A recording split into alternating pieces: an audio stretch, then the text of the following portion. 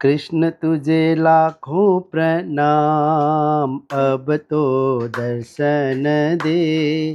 कृष्ण तुझे लाखों प्रणाम, अब तो दर्शन दे। सुना दे बंसी की तान, ओ प्रभु पार लगा दे। सुना दे बंसी की तान, ओ प्रभु पार लगा दे।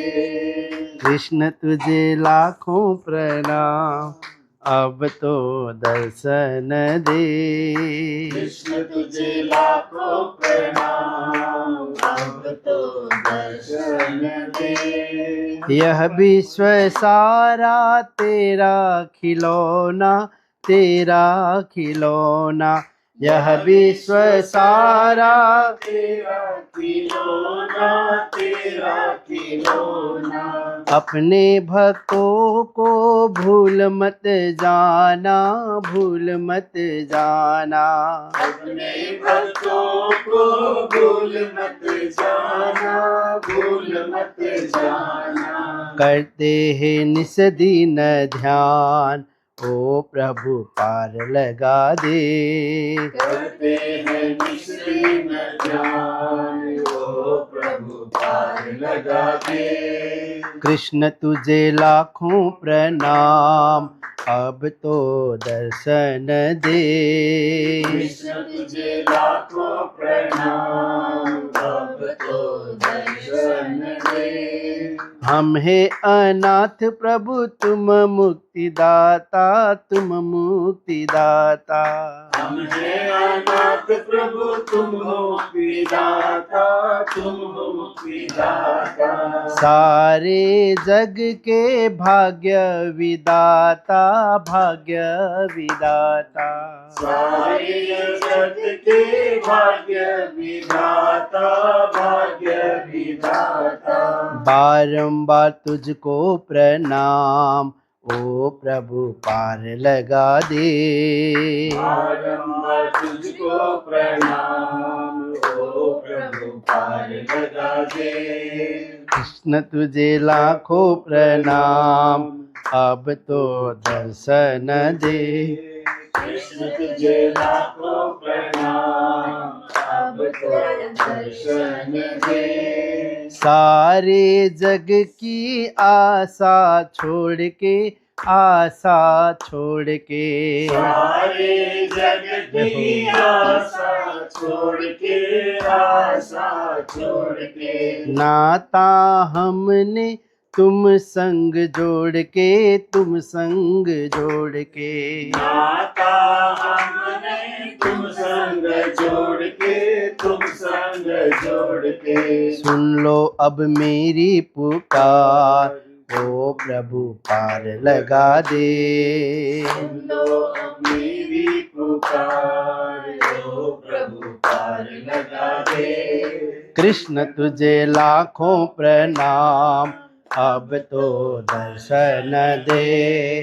कृष्ण तुझे लाखों प्रणाम, अब तो दर्शन दे। सुना दे बंसी की तान, ओ प्रभु पार लगा दे। सुना दे बंसी की तान, ओ प्रभु पार लगा दे।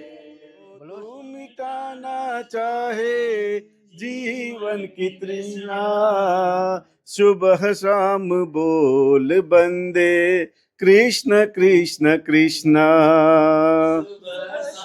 बोल बंदे कृष्ण कृष्ण कृष्ण।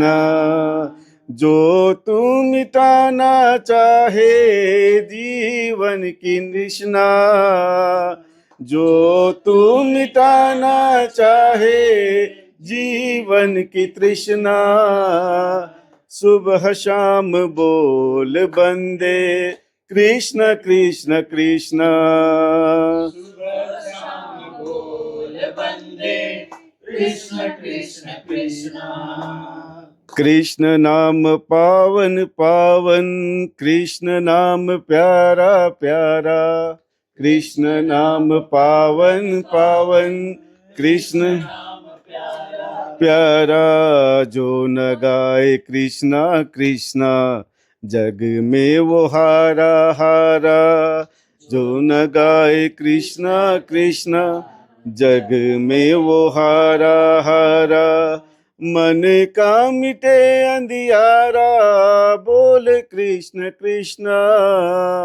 मन का मिटे अंधियारा, बोल कृष्ण कृष्णा। सुबह शाम बोल बंदे, कृष्ण कृष्ण कृष्ण। सुबह शाम बोल बंदे, कृष्ण कृष्ण कृष्ण। जो तू मिटाना चाहे जीवन की तृष्णा, जो तू मिटाना चाहे जीवन की तृष्णा। सुबह शाम बोल बंदे, कृष्ण कृष्ण कृष्ण। सुबह शाम बोल बंदे, कृष्ण कृष्ण कृष्ण। जिसको मिली ना पीड़ा, सुख का मरम क्या जाने। जिसको मिली ना पीड़ा, सुख का मरम क्या जाने। जो न गाए कृष्णा कृष्णा, निज का धर्म क्या जाने। जो न गाए कृष्णा कृष्णा, निज का धर्म क्या जाए। चाहे अगर उजियारा, बोल कृष्ण कृष्णा। चाहे उजियारा, बोल कृष्ण कृष्णा। सुबह शाम बोल बंदे, कृष्ण कृष्ण कृष्ण। सुबह शाम बोल बंदे, कृष्ण कृष्ण कृष्ण। छोड़ दे भटकना दर दर, तोड़ दे अहम का घेरा। छोड़ दे भटकना दर दर, तोड़ दे अहम का घेरा। भूल जा जगत का वैभव, जगत है दुखों का डेरा। भूल जा जगत का वैभव, जगत है दुखों का डेरा। फिर कोई मारा मारा, बोल कृष्ण कृष्णा। फिर कोई मारा मारा, बोल कृष्ण कृष्णा। सुबह शाम बोल बंदे, कृष्ण कृष्ण कृष्णा। सुबह शाम बोल बंदे, कृष्ण कृष्ण कृष्ण। जो तू मिटाना चाहे जीवन की तृष्णा, जो तू मिटाना चाहे जीवन की तृष्णा। सुबह शाम बोल बंदे, कृष्ण कृष्ण कृष्ण। पूर्णेन्दु सुंदर मुखाद अरविंद नेत्रात्, कृष्णात् परम किमपि तत्त्वमहं न जाने। मंगलम राजश्यामा च मंगलम राधिकावरम, मंगलम गुरुदेवं च मंगलम सात सुंदरम, मंगलम सात सुंदरम। हमें राज राज कहना है, सदा सुखी रहना है। हमें राज राज कहना है, सदा सुखी रहना है। हमें राज राज कहना है, सदा सुखी रहना है। हमें राज राज कहना है, सदा सुखी रहना है। हमें पिया पिया कहना है, हमें पिया पिया कहना है, सदा सुखी रहना है। हमें राज राज कहना है, सदा सुखी रहना है। हमें धाम धनी कहना है, सदा सुखी रहना है। हमें धाम धनी कहना है, सदा सुखी रहना।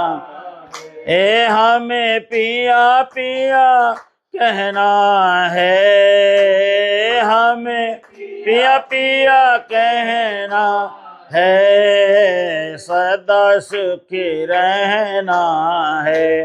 हमें राज राज कहना है, सदा सुखी रहना है। हमें धाम धनी कहना है, सदा सुखी रहना है। श्री कृष्ण कन्हैया लाल की। परम आदरणीय परम पूज्य महाराज श्री मोहन प्रियाचार्य जी हमारे सभी जगह इन छोटे मोटे सभी कार्यक्रमों को जन जन तक पहुंचाने वाले हमारे आश्रम के भाई श्रवण कुमार जी और हमारे परम आदरणीय बाबूजी रामनिवास जी और आप सबका यह सुंदर सा परिवार। जीवन में कभी कभी हम अकेले साधना करते हैं, अकेले बैठ कर के परमात्मा का चिंतन करते हैं, अकेले बैठ कर के ध्यान करते हैं, अकेले बैठ के सुमिरन करते हैं। तो कभी कभी क्या होता है, अकेले बैठ के चिंतन करने से हो सकता है कि मन कहीं भटक जाए, मन कहीं भाग जाए, मन कहीं विचलित हो जाए। क्योंकि चिंतन तो अकेले ही बैठ के करना चाहिए, लेकिन अकेले बैठ के चिंतन करने से भी कभी कभी हमारा मन भाग जाता है, मन भटक जाता है, मन परेशान हो जाता है, मन बड़ा अशांत हो जाता है। लेकिन जब सामूहिक रूप में बैठ करके परमात्मा का चिंतन करते हैं तो सामूहिक रूप में बैठ के चिंतन करने से हमारा मन भटकाव में कम से कम जाता है। क्योंकि सबको पता है कि हम सब मिल करके परमात्मा को भजन कर रहे हैं, परमात्मा को याद कर रहे हैं, परमात्मा का स्मरण कर रहे हैं, परमात्मा का जप कर रहे हैं। अब भजन सत्संग स्मरण जप तप करने के लिए समय नहीं देखा जाता है। जैसे हमारा एक स्वभाव बनता है, सुबह से लेकर के शाम तक कुछ मिल जाए तो हम ग्रहण कर ही लेते हैं। कभी प्यास लगे पानी पी लेते हैं, कभी मन करे भोजन कर लेते हैं, मन करे क्या बोलते हैं गोलगप्पे खा लेते हैं, मन करे कुछ भी खा लेते हैं ना। तो जैसे मन करे हम कुछ भी खा लेते हैं, मन करे हम कुछ भी ग्रहण कर लेते हैं, ऐसे मन करे न करे परमात्मा का भजन किसी भी समय करने के लिए बैठ जाना चाहिए। थोड़ा सा मौका देखें, थोड़ा समय देखें, सब अपने अपने काम पे लगे हैं तो चलो एक माला ही हो जाए, बैठ करके जप करने ही बैठ जाएं। जब एकांत में बैठ के जप कर रहे हैं तो धीरे धीरे एक आएगा, दूसरा आएगा, तीसरा आएगा, चौथा आएगा, लोग जुड़ने लगेंगे और उनको ये कहें कि भी हम तो इस समय जप में बैठे, 2 मिनट आप भी बैठ जाओ, 2 मिनट आप भी बैठ जाओ, 2 मिनट आप भी बैठ जाओ। और बैठ करके सबको हमने सामूहिक जप में लगा दिया तो सब किसी न किसी रूप में परमात्मा को याद तो करेंगे, परमात्मा को स्मरण तो करेंगे, परमात्मा का चिंतन तो करेंगे। और ये चिंतन को ही अपने जीवन का एक धारा बनाना है हमने। जैसे कहते हैं ना राधा राधा राधा राधा राधा बोलने से राधा ही धारा बन जाती है, ऐसे चिंतन को ही परमात्मा के साथ जोड़ करके एकाकार कर देना है। क्योंकि हमारा जो धड़कन है, जो शरीर में धड़कन चल रहा है, श्वास प्रश्वास हमारे चल रहे हैं, इसमें रिदम कितना बढ़िया है। देखिए धड़कन का रिदम देखिए, श्वास प्रश्वास का रिदम देखिए। तो इसी रिदम से हमें परमात्मा के साथ जुड़ जाना है, परमात्मा की भक्ति में जुड़ जाना है। अगर हमारा शरीर का रिदम अगर इधर उधर हो जाए, बिगड़ जाए, ऊपर नीचे हो जाए तो हम अस्वस्थ हो जाते हैं, बीमार हो जाते हैं, परेशानी हो जाती है। ऐसे ही परमात्मा की भक्ति का रिदम भी बना करके रखें। हम जीवन में कोशिश करें कि ऐसा रिदम बने कि हम सुबह से शाम तक जब भी थोड़ा सा मौका लगे तो श्वास के साथ परमात्मा को जोड़ करके हम भजन करना प्रारंभ करें। और हमारे शरीर में सबसे दुर्लभ से दुर्लभ चीज ही श्वास है, सबसे अत्यंत दुर्लभ से दुर्लभ चीज ही श्वास है। श्वास परमात्मा ने कितना भरा इसकी कोई गारंटी नहीं है। परमात्मा ने निश्चित नहीं किया है कि कितना श्वास हमारे देह में है। जब तक चाहे श्वास चले, जब चाहे तो श्वास बाहर निकल जाए। आती जाती सांस पर अगर हम ध्यान दे के चिंतन करके देखते हैं तो श्वास बड़ा ही मूल्यवान है। एक एक श्वास को चिंतन करके विचार करके देखेंगे तो प्रत्येक श्वास में कहीं न कहीं परमात्मा का वास होता है। नासिका से निकलने वाले प्रत्येक श्वास में परमात्मा को बसा ले, परमात्मा को स्थापित करें, तो ऐसी अनुभूति होती है कि हमारे श्वास श्वास में परमात्मा का वास है। और हमारे यहाँ तो मान्यता है, हम कहते हैं श्वास श्वास निज नाम जपो, वृथा श्वास मत खोए, ना जाने इन श्वास को आव न होए न होए। हमारे शरीर में आंखें दुर्लभ नहीं है, हाथ दुर्लभ नहीं है, हमारा हाथ पैर दुर्लभ नहीं है, हमारा सिर दुर्लभ नहीं है, हमारी इंद्रियां दुर्लभ नहीं है, ये तो सब सुलभ है, माँ के गर्भ में बन जाता है। लेकिन इनमें जो श्वास परमात्मा ने भरा है अत्यंत दुर्लभ है। तो एक भी श्वास को हम व्यर्थ क्यों जाने दें। मृत्यु के पल में थोड़ी देर के लिए जो श्वास जोड़ा जाता है, चलो कुछ बोलना चाहें, कुछ कहना चाहें, तो श्वास की कितनी बड़ी भारी कीमत होती है। इसलिए प्रत्येक श्वास में परमात्मा को बसा सकें, प्रत्येक श्वास में परमात्मा का सिमरण कर सकें, प्रत्येक श्वास में परमात्मा का जप कर सकें, और एक भी श्वास को व्यर्थ में जाने हमने नहीं देना है। यही बेशकीमती चीज़ है हमारे जीवन का। इसी के साथ जुड़ करके परमात्मा की भक्ति में बने रहें, परमात्मा के जप तप में बने रहें, तो बहुत बड़ी बात होगी। क्योंकि श्वास श्वास निज नाम जपो, वृथा श्वास मत खोए। एक श्वास भी बेकार में क्यों जाए, एक भी श्वास बेकार में क्यों जाए। अगर एक श्वास बेकार में चला गया, तो मैं एक दिन प्रेमानंद जी महाराज, अब तो उन्होंने मौन धारण कर लिया है जहाँ तक मुझे लगता है, उनकी बातों को सुन रहा था। मैं 3-3.5 घंटे सोता हूँ, उसके बाद ज़्यादा से ज़्यादा समय भजन करता हूँ, क्योंकि सोने के बाद भी मेरा सांस तो चलता ही रहेगा। मैं 3 घंटा सोऊं, 5 घंटा सोऊं, 8 घंटा सोऊं, श्वास तो वही चलना है जो मेरे अंदर है, वही श्वास चलता रहेगा।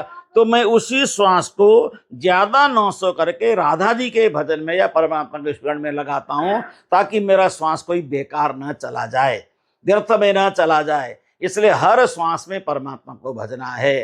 तो ये भावना हमारे दिल में बैठी रहे। तो जब यदा कदा यहाँ आने का अवसर मिलता है, तो पूरे परिवार से मिल करके बड़ी आनंद की अनुभूति भी होती है, सुख भी लगता है, बड़ा अच्छा भी लगता है। लेकिन परिवार में कभी कोई परेशानी हो, तो जो दुख की अनुभूति आप लोग करते हैं, वही दुख की अनुभूति हम भी करते हैं।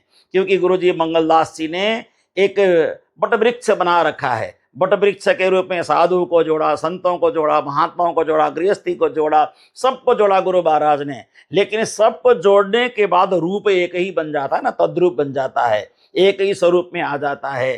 तो आप सब परिवार के बीच आकर के थोड़ी देर बैठना, थोड़ा सत्संग करना, 2 बातें सुनना, 2 बातें सुनाना। और हमारे आदरणीय बाबूजी को देखने से भी अच्छा लगता है, क्योंकि मैंने जब से देखा तब से प्रसन्न चित्त रहते हैं, आनंद चित्त रहते हैं। कालिम्पोंग से ही मैं जुड़ा हूँ, वैसे तो कालिम्पोंग से परिवार से जुड़ा हूँ। तो ये सारा परिवार गुरु महाराज की आज्ञा में रहने वाला, राज जी के भजन में रहने वाला, परमात्मा की भक्ति करने वाला परिवार है। तो राज जी से यही प्रार्थना है, पूरे परिवार को सुख संपन्नता पूर्वक रखें। जीवन में राज जी महाराज सभी परिवार को स्वस्थ रखें और परमात्मा के भजन में लगे रहें। यही छोटा सा 2 शब्द आप सभी के बीच रखा है।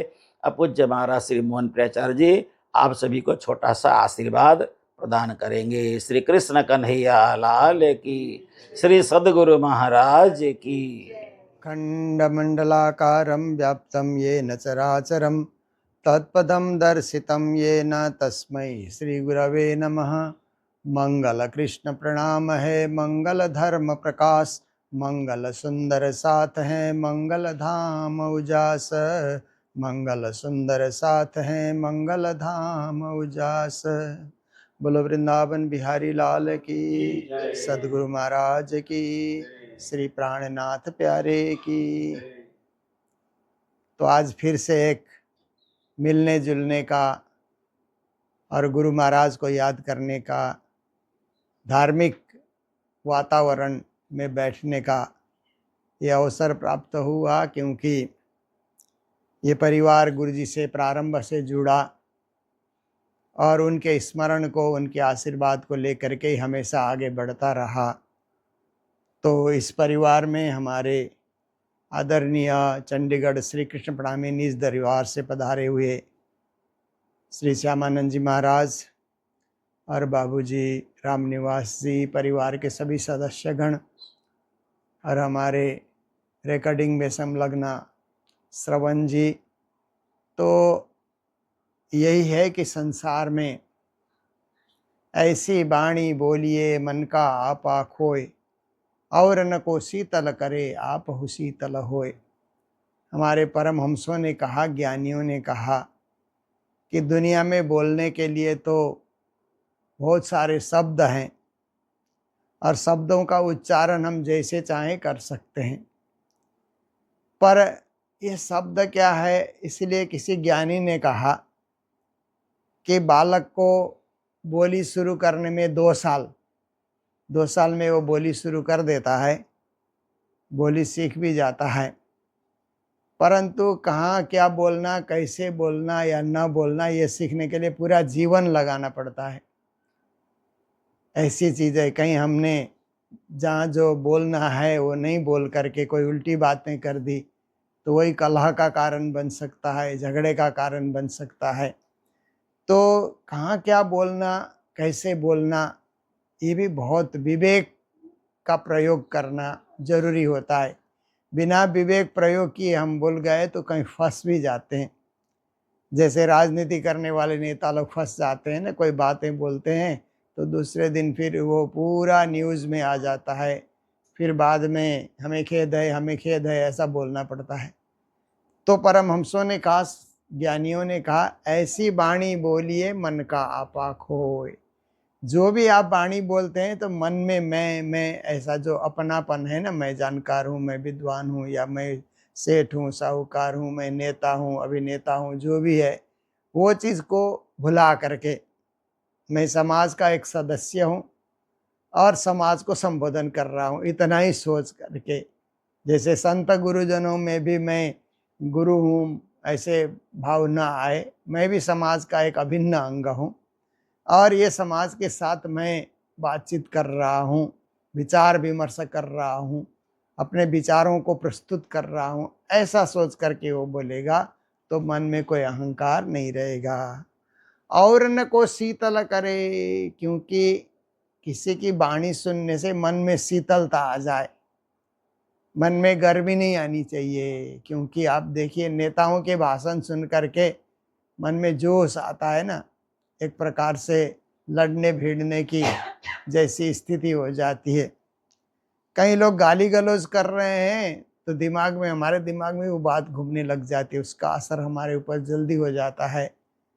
तो हम लोग क्या करें, अपने आप को कंट्रोल करें। जैसे ड्राइवर गाड़ी चलाता है तो जितनी स्पीड से भी वो ले जा सकता है, पर रास्ता देख करके वो कंट्रोल करते रहता है कि कहीं स्पीड ब्रेकर बीच में आ जाए तो उसको पहले से कंट्रोल करना पड़ता है। तो ऐसे ही खुद को कंट्रोल करना, खुद की बोली को कंट्रोल करना, खुद के विचारों को कंट्रोल करना बहुत ज़रूरी है।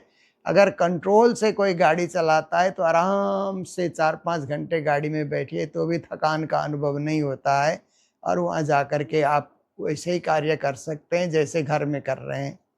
और उबड़ खाबड़ है और तेज़ी से कोई चला रहा है तो खुद इतना थक जाएगा, आगे कार्यक्रम अच्छा से कर नहीं सकता है, मनस्थिति भी बिगड़ सकती है। इसके लिए कहा कि हम सोच समझ करके कदमों को आगे बढ़ाएं और सोच समझ करके हम बोलें तो और न को शीतल करे, सबको शीतलता मिलती है। और आप हो शीतल होए, बोलने के बाद खुद को भी शीतलता का अनुभव हो। क्योंकि कभी कभी क्या होता है, कुछ लोग ज़ोर ज़ोर से बोलते हैं, फिर सांस चढ़ जाता है तो बाद में पछताते हैं कि मेरे को इतना गुस्सा से नहीं बोलना चाहिए था, इतना जोश में आके नहीं बोलना था, ऐसा करके बाद में पछताते हैं। पर समय निकल जाता है तो बाद में पछताने का भी कोई अर्थ नहीं होता है। इसलिए समय रहते ही हम विचार करके हम बोलें। विचार विचार विचारियो बेधे सकल संधान, रोम रोम ताए बेदही सत शब्द के बाण। श्री जी प्राणनाथ जी महाराज ने कहा कि विचार करने के लिए एक बार नहीं 3-3 बार विचार करो। विचार विचार विचारिए 3 बार उन्होंने कहा ना, कि कोई भी चीज़ बोलने से, कोई भी कदम उठाने से विचार करें। जैसे बरसात के दिनों में बिना विचारे सड़क पे निकल गए तो फिसल जाते हैं ना। अगर फिसल गए तो फिर 1-2 महीना 3 महीने तक उसकी परेशानी बनी रहती है। थोड़ा विचार करके हम लोग चलते हैं तो फिसलने से बच सकते हैं। इसी तरह से हम लोग बाथरूम जाते हैं घर में अगर पानी वहाँ पर गिरा हुआ है तो वहाँ भी फिसलने का डर रहता है। पर बाथरूम में पानी कहीं गिरा होगा करके ध्यान रख कर के हम लोग चलेंगे थोड़ा सा, तो फिर हम हमेशा बच सकते हैं। तो यही है कि विचार विचार विचारिए, प्राणनाथ जी ने इसलिए कहा। बोलते चलते खाते, कभी खाने में बिना विचार करके खा गए तो ज़्यादा खाने से परेशानी भी बढ़ती है। तो यात्रा भी बिना विचारे निकल गए तो वहाँ भी परेशानी बढ़ सकती है। तो हर जगह विचार करके 3-3 बार विचार करके विचारिए। वेधे सकल संधान कहते हैं आपकी बोली लोगों के संद संद तक पहुंच जाए, मतलब लोगों को असर हो, उसका जीवन में असर हो जाए और लोग परिवर्तित हो जाएं। देखिए बच्चे कभी कभी घर में छोटे होते हैं तो शरारती होते हैं, स्कूल जा कर के टीचर की बात सुन सुन करके वही फिर शांत हो जाते हैं और फिर वही अच्छी पढ़ाई पढ़ने लगते हैं। उनका ध्यान शिक्षा में ज़्यादा केंद्रित हो जाता है। तो यही है कि बोली का असर हमारे जीवन में हो तो असर से जीवन में परिवर्तन आता है, असर नहीं हुआ तो कोई परिवर्तन नहीं आता। इसलिए भेदे सकल संधान, आपकी बोली संधि संधि को, जीवन के हर पक्ष को आपकी बोली से लोगों को असर हो जाए, बींध जाए। रोम रोम ताए बेदई कहते हैं, श्री जी कहते हैं वाणी में जो शब्द है वो तो रोम रोम को असर करने वाले हैं, क्योंकि हम रोमांचित हो जाते हैं, रोंगटे खड़े हो जाते हैं जब वाणी पढ़ते जाते हैं। तो ऐसी वाणी श्री जी ने लिखी, ऐसा ज्ञान उनको उतरा, देश दुनिया को समझा रहे हैं, अनेक भाषाओं में समझा रहे हैं, अनेक शब्दों का प्रयोग कर रहे हैं, बार बार समझा रहे हैं। तो रोम रोम से हम रोमांचित हो जाते हैं। सत शब्द के बाण कहते हैं, ये वाणी में जो शब्द है वो सत्य शब्द है, सत्य को परिभाषित किया गया है। ऐसे सत्य को परिभाषित करना बड़ा कठिन कार्य होता है, पर श्री जी महाराज ने एक सरल भाषा का उन्होंने प्रयोग किया सत्य को समझाने के लिए। तो उन्होंने कहा सत्य व्रत धारण सौंपा लिए, जहाँ लगे उबोधे, अनेक विघ्न पड़े जो माथे तोय न मुकिए सनेह। कहते हैं सत्य बोलना, सत्य भाषण करना, इसके लिए वो युधिष्ठिर का उदाहरण देते हैं ना, सत्यम वद धर्मम चर। ये 2 वाक्य जब गुरु द्रोणाचार्य ने विद्यार्थियों को पढ़ाया और सब विद्यार्थियों को पूछा कल याद करके आना बच्चों, तो 100 कौरव और ये 4 पांडव ने उसी दिन याद किया, थोड़ी देर में याद हो गया। तो बोलते हैं गुरुदेव कल क्यों बोलते हैं, आज ही पूछिए ना, हमको याद है। 2 ही तो वाक्य हैं, सत्यम वद धर्मम चर। पर कहा कल सुनाना, अभी अभी तो तुम लोग याद किए हुए हो, परंतु कल मुझे सुनाना। तो कल भी सारे बच्चे आ गए, तो पाठ सुनाओ कल का, सत्यम वद धर्मम चर। एक युधिष्ठिर चुपचाप बैठे रहे, वो नहीं सुना सके। तो क्या बात है युधिष्ठिर, तुम तो सबसे बड़े हो, तुम ही नहीं सुना रहे हो और तुमसे छोटे लोग याद कर गए। ऐसा करके उन्होंने कहा तो गुरुदेव कल कोशिश करते हैं। कल आए तो भी नहीं बता पा रहे हैं। तो थोड़ा सा उन्होंने कहा कि तुमको थोड़ी शर्म भी आनी चाहिए, छोटे बच्चे याद कर रहे हैं, तुम्हारे भाई सब याद कर रहे, तुम क्यों नहीं याद कर रहे। करते करते 14 दिन बीत गए, याद नहीं है, याद नहीं है। 15वें दिन में उन्होंने कहा कि अब याद नहीं होगा तो तुमको क्लास से निकाल दिया जाएगा, तुम्हारे चलते और वेदों का पाठ हम नहीं पढ़ा पा रहे हैं, इसलिए तुमको कक्षा से निकाल दिया जाएगा, या कल सुनाना ही होगा। तो 15वें दिन में 16वें दिन में जब आए तो बोलते हैं गुरु महाराज आधा याद हुआ है, बताओ सत्यम वद, उन्होंने कहा। पर उन्होंने सत्यम वद को ऐसे याद किया कि रोम रोम में उन्होंने उतार लिया, उसको जीवन में उतार लिया कि जीवन में सत्य ही सत्य बोलना है, झूठ नहीं बोलना है, ये उन्होंने उतारा जीवन में। और लोगों ने केवल कंठस्थ किया, कंठस्थ करके बोलना आसान होता है, पर जीवन में उतार करके बोलना बड़ा कठिन होता है। जीवन में पालन करते हुए उसको, उसका असर जीवन में हो जाए, ये बड़ी बात होती है। तो इसीलिए महाभारत के युद्ध में कहा जाता है कि गुरु द्रोणाचार्य शक्तिशाली थे, सबको बाण विद्या की शिक्षा उन्होंने दी थी। वो अब वहाँ पर सेनापति बन करके वहाँ पर बैठे हुए हैं। तो ऐसे गुरु द्रोणाचार्य को जब तक युद्ध से न हटा दिया जाए, युद्ध में कोई पांडव लोग विजयी नहीं हो सकते और कृष्ण तो पांडवों के साथ हैं। कृष्ण ने बहुत सोचा कि गुरु द्रोणाचार्य को यहाँ से मैदान से अलग करना ही पड़ेगा, क्या किया जाए, क्या उपाय सोचा जाए। तो उस समय क्या है कि गुरु द्रोणाचार्य का पुत्र का नाम था अश्वत्थामा, तो एक हाथी का नाम भी अश्वत्थामा था युद्ध मैदान में। तो भीमसेन को कहा हाथी को मार दो, तो भीमसेन ने हाथी को मार दिया, अश्वत्थामा मरा, अश्वत्थामा मरा, ऐसा करके पूरे जब कौरव सेना में भी पांडव सेना में भी बात फैली तो गुरु द्रोणाचार्य के कानों में भी बात आ गई, अच्छा अश्वत्थामा मेरा पुत्र मारा गया, तो अश्वत्थामा मरा है, सब लोग ऐसे ही बोलते हैं। तो भीड़ है युद्ध मैदान में, अब कौन कहाँ किसको ढूंढे, क्या करे, कहाँ मरा क्या हुआ। तो गुरु द्रोणाचार्य को लगा कि ऐसे ही मेरा पुत्र मरने वाला, वो भी बलशाली व्यक्ति है, ऐसे ही मरा, हमें विश्वास नहीं हो रहा है। तो गुरु द्रोणाचार्य ने कहा कि ऐसे युधिष्ठिर विपक्ष में है, कौरव पक्ष में नहीं है, विपक्ष में है, परंतु वो सत्यवादी है, मुझे मालूम है कि वो झूठ नहीं बोलता है, वो सत्य का अन्वेषण कर चुका है, सत्य को जीवन में उतार चुका है। इसलिए मेरे सामने आकर के युधिष्ठिर कहेगा कि हाँ अश्वत्थामा मरा है, तो मैं पुत्र शोक में चला जाऊंगा, युद्ध मैदान से मैं निकल जाऊंगा, क्योंकि मेरे को पुत्र मरने का शोक है, तो मैं कहाँ बाण चलाऊंगा, नहीं होगा मेरे से। तो युधिष्ठिर को खड़ा करो मेरे सामने। तो युधिष्ठिर को खड़ा किया गया। तो कृष्ण ने सोचा ये तो झूठ बोलता ही नहीं है, और यहाँ क्या है कि ए माया छल का रूप है, ताको छलई से जिताए, प्राणीनाथ जी ने कहा है ना, इस छल रूप युद्ध में कुछ छल नहीं करेंगे तो हम विजयी नहीं बन सकते। तो युधिष्ठिर को पूछा उन्होंने, कहो युधिष्ठिर तुम तो विपरीत पक्ष में हो पर सत्यवादी हो, मुझे पूर्ण विश्वास है कि अश्वत्थामा मरा है, ऐसा यहाँ जो है लोग समाचार दे रहे हैं, क्या मेरा पुत्र अश्वत्थामा मरा है। तो श्री कृष्ण ने एक वाक्य उनको सिखा रखा था, वो वाक्य युधिष्ठिर बोलते हैं, अश्वत्थामा हतो हत नरो वा कुंजरो वा, ऐसा करके उन्होंने वो वाक्य बोला। इसका अर्थ था कि अश्वत्थामा मरा है, आदमी मरा है कि हाथी मरा है मैं अभी नहीं बोल सकता, ये वाक्य उनको बोलना था। तो अश्वत्थामा हतो हता नरोवा, इतना बोलते ही कृष्ण ने शंख बजा दिया, पांचजन्य शंख फूंक दिया श्री कृष्ण ने। कुंजर व हाथी को कुंजर बोलते हैं, तो हाथी शब्द उनको नहीं सुनाई दिया कि नर अश्वत्थामा मरा है, आदमी मरा है, तो हाँ मेरा पुत्र ही मरा है इसका मतलब है, जबकि मरा तो नहीं था, क्योंकि श्री कृष्ण इस तरह से, क्योंकि राजनीति में राजनीति ही होती है, तो इस तरह से उसको मैदान से, उनको मैदान से हटाना था, तो मैदान से वो हट जाते हैं, फिर महाभारत के युद्ध में विजयी हो जाते हैं।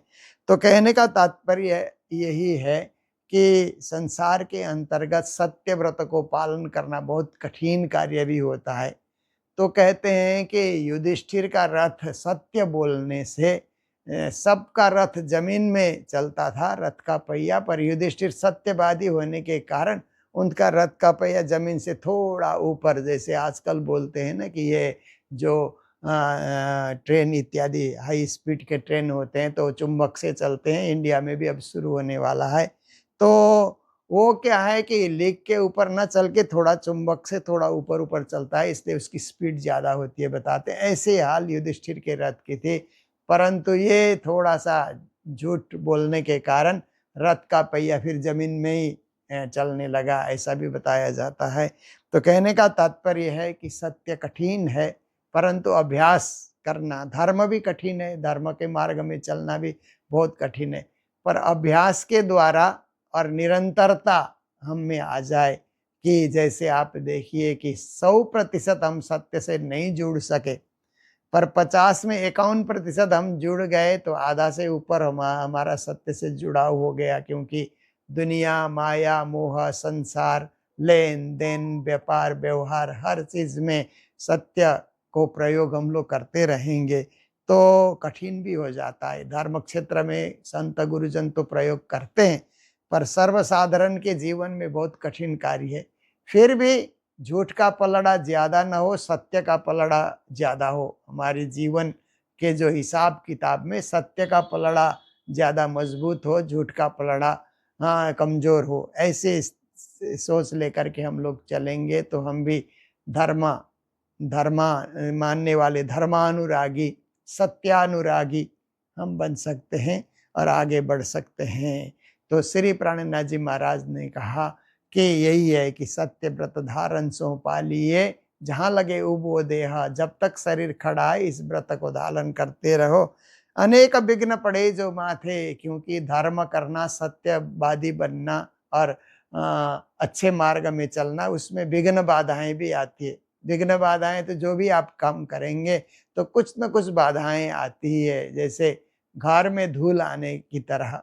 घर को आप सफाई से रखो, कितनी कोशिश आप करो साफ सफाई से घर रहे, फिर भी धूल कहाँ से घुसती है कुछ पता ही नहीं लगता है। फिर कल भी साफ करो, परसों भी साफ करो, रोज साफ करते रहो।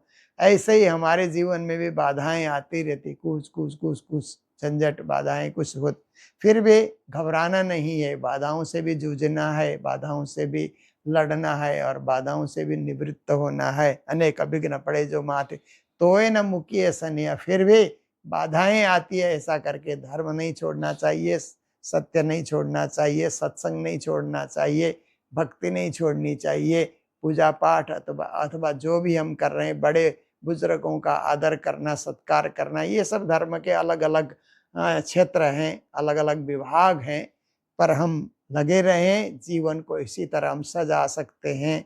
ऐसे जीवन नहीं सजता है, परंतु हम सत्कर्मी बन करके और सबके हितैषी बन करके हम आगे बढ़ें तो हमारा जीवन सुंदर सज सकता है और जीवन जीने का एक आनंद भी मन में हमें प्राप्ति होता है कि हम अच्छा जिए हैं, जितना हम जिए अच्छा हम जिए हैं, ऐसे हमको खुशी भी होती है। ऐसे ही सुंदर जीवन जीने के लिए प्राणनाथ जी ने बताया, गुरु जी मंगलास्य ने मंगल सूक्ति में बताया है, और आप सब की भी ये कोशिश रहती है, हम सब भी इसी के प्रचार प्रसार में लगे रहते हैं।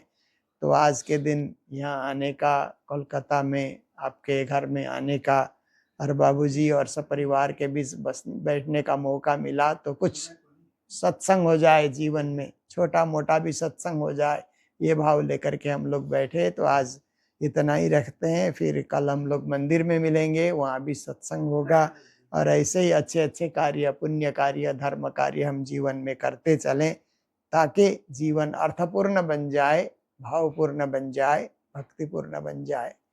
बोलो सतगुरु महाराज की, श्री प्राणनाथ प्यारे की, सर्व सुंदर साथ की, आज के आनंद की, सदा आनंद मंगल में रहिए, सदा आनंद मंगल में रहिए, सदा आनंद मंगल में रहिए, सदा आनंद मंगल में रहिए।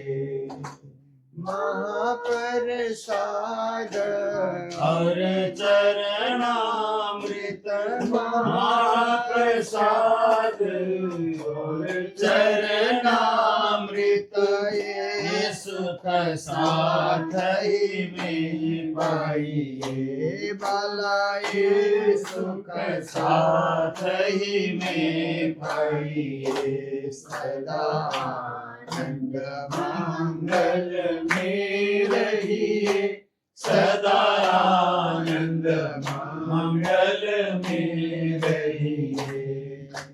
इसक सुराही प्रेम का प्याला, इसक सुराही प्रेम का प्याला, निस दिन छके रहिए, बाला अंतर आत्म छकी रहिए, सदा आनंद मंगल में रहिए, सदा आनंद मंगल में रहिए। तन सोए रूह निस दिन जागे, तन सोए रूह निस दिन जागे, श्री धाम धनी के चरणों में रहिए, भला प्राणपति के चरणों में रहिए, सदा आनंद मंगल में रहिए, सदा आनंद मंगल में रहिए। अष्ट प्रहर दिन 64 घड़िया, अष्ट प्रहर दिन 64 घड़िया, निस दिन राज राज राज करिए, वाला निस दिन राज श्याम श्याम करिए, सदा आनंद मंगल में रहिए, सदा आनंद मंगल में रहिए। छत्र साल भज धाम धनी, देखो महाराजा भजो दानपति को, और देवन सो क्या चाहिए, सदा राज भजन में मगन रहिए, सदा कृष्ण भजन में मगन रहिए, सदा आनंद मंगल में रहिए, सदा आनंद मंगल में रहिए, सदा आनंद मंगल में रहिए, सदा आनंद मंगल में रहिए। कृष्ण कन्हैया लाल की, सतगुरु महाराज की जय। श्री प्राणनाथ प्यारे की, जय। गुरु जी मंगलदास महाराज की, जय। श्री धाम के धनी की, प्रणाम।